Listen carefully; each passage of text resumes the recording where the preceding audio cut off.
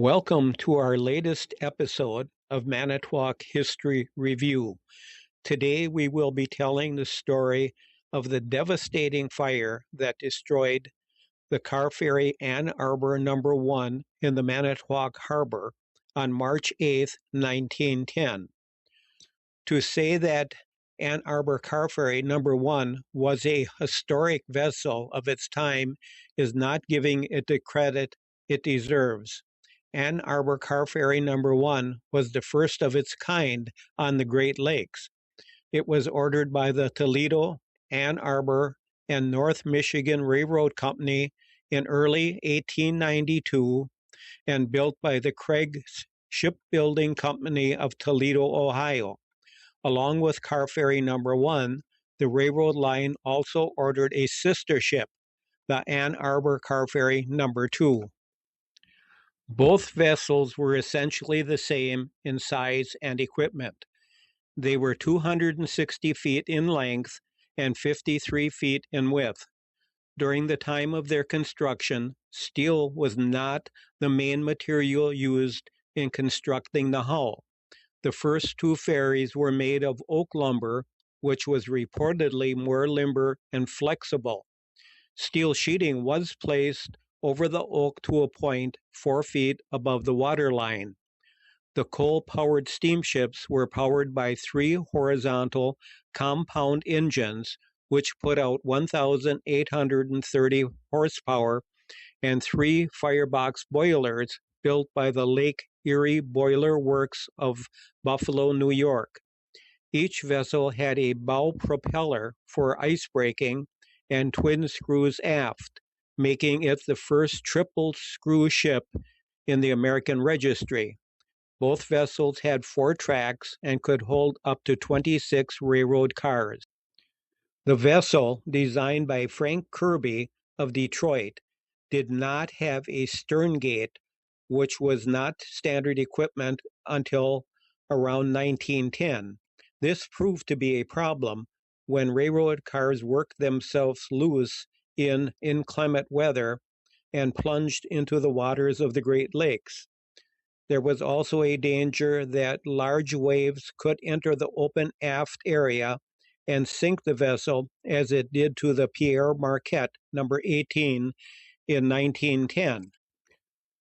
On November 24, 1892, Ann Arbor No. 1 arrived outside the Kewaunee Harbor to pick up its very first load of railroad cars.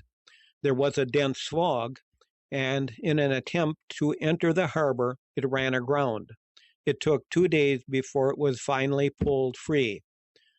The first actual voyage to transport railroad cars took place on November 27, 1892. Just 3 days later, it ran aground a second time, 3 miles north of Algoma, with damage of $1,500 to its cargo. To say the least, Ann Arbor No. 1 did not have the greatest start in its career. Shortly after Ann Arbor No. 1 was put into service, command of the vessel was given to Captain Bernard Fabian Tillage. Captain Tillage was born on October 24, 1868, in Manistee County, Michigan. At an early age, he became a deckhand on several Great Lakes vessels. He worked his way up to captain before being brought in by the Ann Arbor Car Ferry Company to captain Ann Arbor No. 1. Ann Arbor No. 1 was constructed to be able to travel Lake Michigan during the spring, summer, and fall months. But, most important, it was designed to navigate the cold, icy waters during the winter months. In 1899, the vessel made 582 year-round trips across Lake Michigan.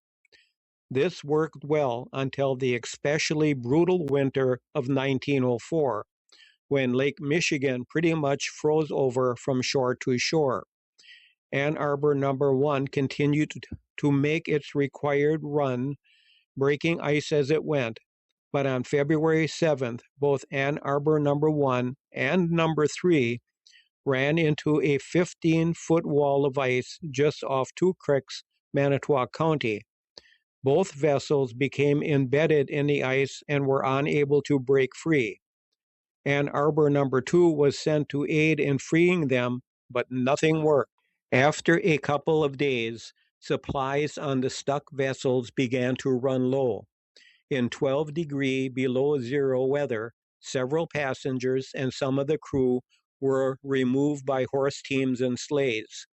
Some crew were left on the vessels to keep the boilers operating. About once a week, a horse and sleigh would bring out needed supplies for the crews. One of the most unusual events that occurred during their imprisonment on the ice happened on February 26, when crewmen on Ann Arbor No. 1 observed a pack of 15 wolves crossing Lake Michigan on the frozen ice.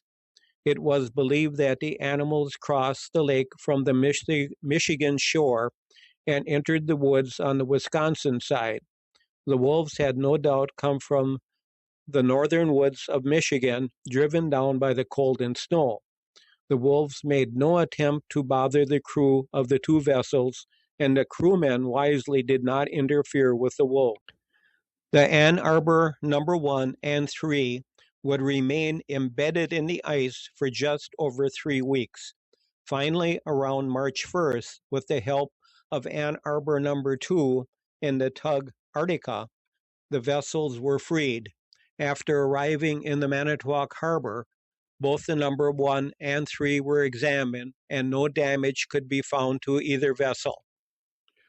Most vessels on the Great Lakes suffered damage or accidents during their service years.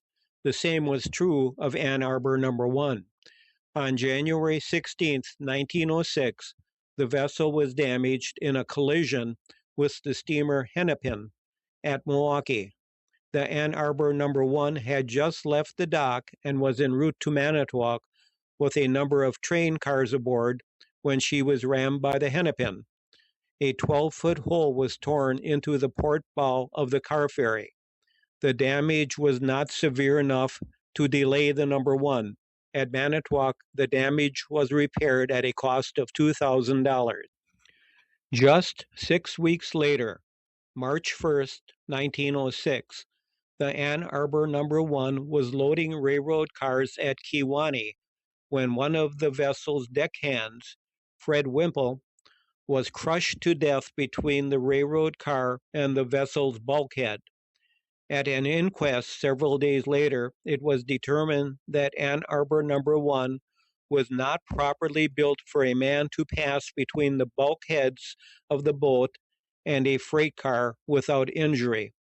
Also, the train moving the freight cars was being operated without an engineer.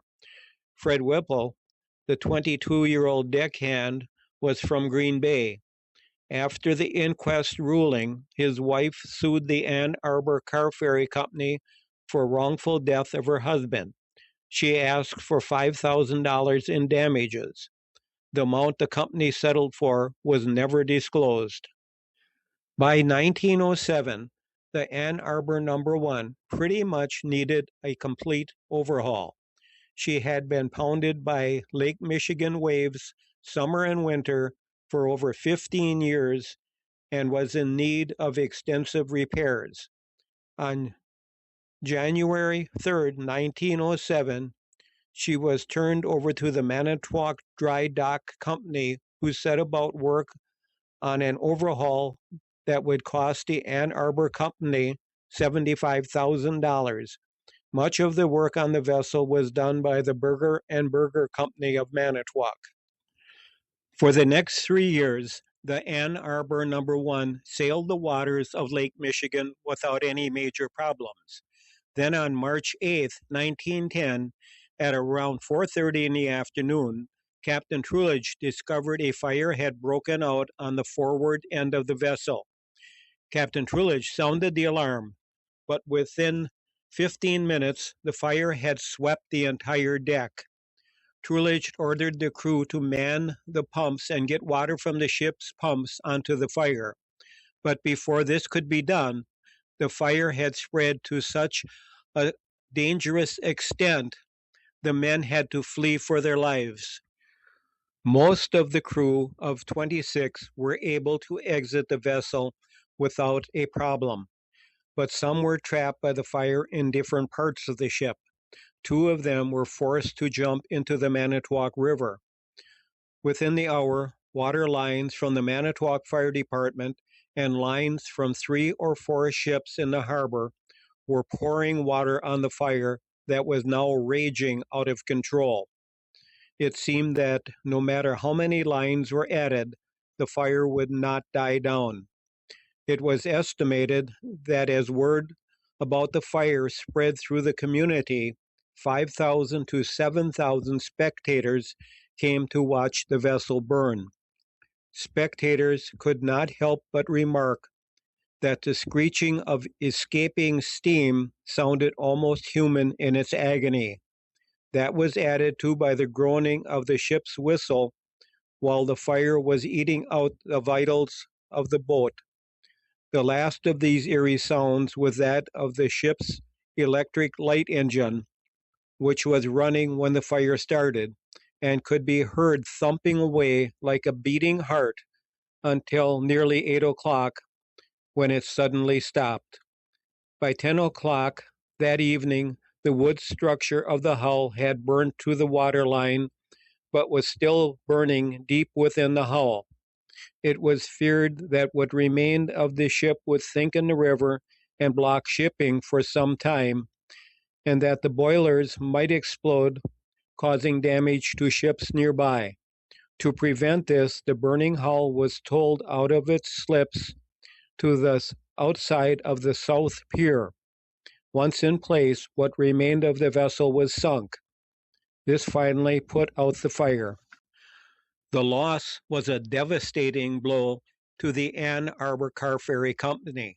Not only had they lost one of their first line vessels that they valued at $150,000, but they were also legally responsible for the railroad cars and the freight inside each.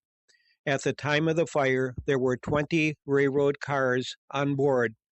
7 of these contained lumber, 3 with sash and doors, 1 each with malt, pails, chairs, wagons, cheese, fish, bark, paper, poles, barrel heads, and a flat car.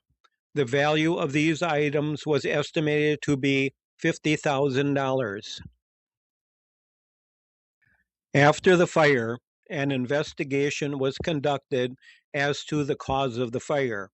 One person reported that he saw a man, believed to be a member of the crew, running from the vessel with a lit torch before the fire was discovered. That person was never found. It was also thought that the fire might have started in one of the railroad cars, but that too could not be proven. In the end, the real reason for the fire was never found. The question was asked if the car ferry company had insurance on their vessel. They admitted that they did carry $75,000 on the Ann Arbor No. 1, but that amount only covered the loss of the train cars and their contents, and a small amount for the loss of their vessel. One of the oddities of this event was that Captain Truledge had his captain license revoked. The reason given was that instead of removing his and the ship's papers from the fire, he spent time organizing the crew to fight the fire. If this was true, he did not lose his license for long, as he would one day captain both the Ann Arbor No. 5 and No. 6. He would retire from the Ann Arbor Car Ferry Company after 35 years of excellent service. After the fire, the Chicago and Northwestern Railroad, which also ran car ferries, seeing what happened to the Ann Arbor Company, installed fire apparatus to their lakefront docks. That included 1,000 feet of hose and reinforced the city hydrants by installing special pumps. Just over a year after the hull of the Ann Arbor No. 1 was sunk off the South Pier, nothing had been done to salvage what was left of it. That was when the Coast Guard came in and ordered the hull removed as a navigation hazard. The Ann Arbor Company contracted with the Smith and Snorbeck Salvage Company of Muskegon, Michigan, to do the job. The salvage company brought in their heavy equipment, and within a month, the hull had been raised and refloated. It is said that some of the remains of the Ann Arbor No. 1 still lie on the sandy bottom just off the South Pier. The hull was towed to Muskegon and was made into a sand scow, a sad ending for the first car ferry to ply the mighty waters of Lake Michigan. I want to thank you for viewing my latest addition to Manitowoc History Review. I hope you enjoyed it. Thank you again.